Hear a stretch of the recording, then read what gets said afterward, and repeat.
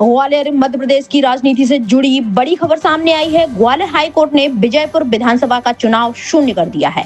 High court bench के justice Ahluwalia ने पूर्व मंत्री रामनिवास रावत की दायर याचिका पर सुनवाई करते हुए यह बड़ा फैसला सुनाया है, जिसके बाद रामनिवास रावत दोबारा विधायक घोषित किए गए हैं। दरअसल पूर्व मंत्री रामनिवास रावत ने याचिका दायर की थी, जिसमें उन्होंने विजयपुर विधानसभा से कांग्रेस एमएलए मुकेश मल्होत्रा पर चुनावी हल्फनामे में आपराधिक रिकॉर्ड की जानकारी छुपाने का आरोप लगाया था। हाईकोर्ट ने इसकी सुनवाई करते हुए आरोप में सत्यता पाई और मुकेश मल्होत्रा का चुनाव शून्य घोषित कर दिया। बीजेपी के प्रत्याशी रामनिवास रावत को दूसरे नंबर पर रहने पर विजयपुर से विधायक घोषित कर दिया गया। तो मैं इस तरह से देखता हूँ कि माननीय उच्चतम न्यायालय द्वारा दिए गए चुनाव सुधारों के निर्देश के अनुसार जो नामांकन फॉर्म के साथ निर्देश दिए गए हैं कि उनकी पूर्ति करना नामांकन भरने वाले प्रत्याशी का दायित्व है। अपने शपथ पत्र में आपराधिक जानकारी छुपाई, इस कारण उसके विरुद्ध याचिका लगाई थी, वो अपील स्वीकार कर ली। किस तरह की आपराधिक जानकारी छुपाई थी? दो अपराधों में उसको सजा हुई थी, वो छुपाई थी।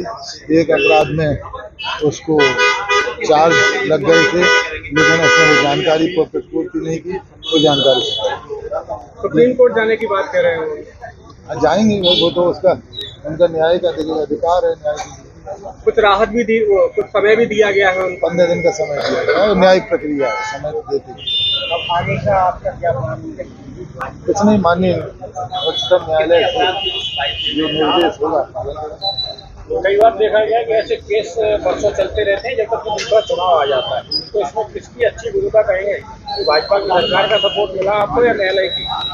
न्यायिक प्रक्रिया का न्यायालय सपोर्ट नहीं कर सकते, इसलिए कहते हैं कि न्यायिक प्रक्रिया का समयबद्ध तरीके से पालन किया गया है। माननीय न्यायालय जो विजयपुर से वर्तमान एमएलए हैं, उनके चुनाव को निरस्त किया गया है। रामनिवास पिटीशन लगाई गई थी, उनकी इलेक्शन पिटीशन को स्वीकार किया गया है। उनके द्वारा आरोप लगाया गया था कि संबंधित मुकेश मल्होत्रा द्वारा जो शपथ पत्र नामांकन पत्र प्रस्तुत करते समय पेश किया था, उसमें महत्वपूर्ण जानकारी आपराधिक मामलों के संबंध में छिपाई गई थी। उसको माननीय उच्च न्यायालय द्वारा सही पाया है कि उनके द्वारा छिपाया गया था, उसके आधार पर चुनाव को निरस्त किया गया।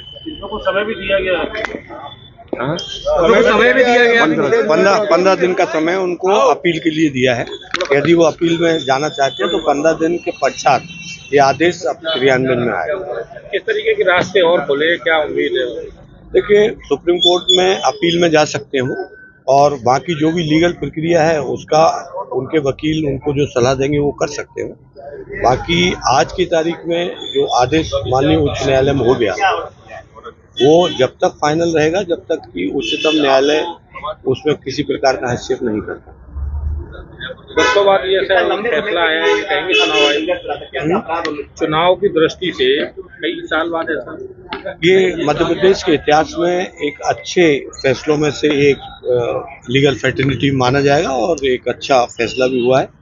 निसंदेह इसको आगे भी एक रूलिंग के रूप में प्रस्तुत किया जाएगा।